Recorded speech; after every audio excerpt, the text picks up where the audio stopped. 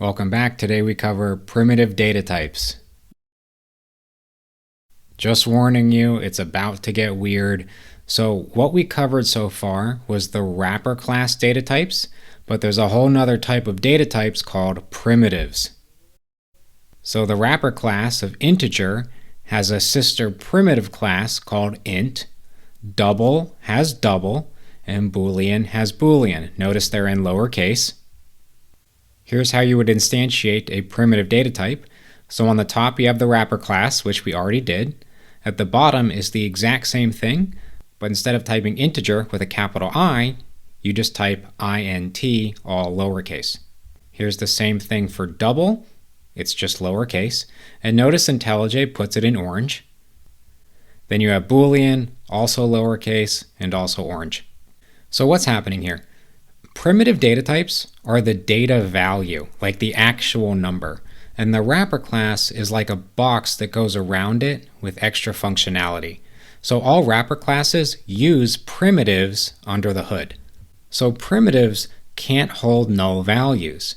Only the wrapper class can. And primitives don't have helper functionality like being able to convert to other data types like we saw in the previous videos. Primitives literally give you the data value and nothing else. So if a primitive can't hold a null value, what happens if you don't assign a value? Well, it gets assigned a default value. So the default value for int is 0, the default for double is 0.0, and the default for boolean is false. You should look at this chart and go, oh yeah, that makes sense. Except possibly with boolean. So why is boolean's default false? Well, let's say you have a website and you're adding functionality for a premium user. You have 100 regular users. On day one of the launch, how many premium users do you have? 0. Every user will have an isPremiumUser boolean that is set to false. It only switches to true after they pay with their credit card. So this is pretty common in software engineering.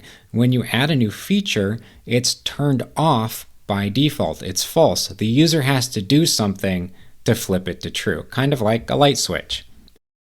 So how do I convert between primitives and wrappers? Java does this for you automatically. This is called autoboxing and unboxing, so you can see why I used the box analogy earlier. If you look below, you can see the wrapper class and the primitive, they both take in the same thing. They both take in 1.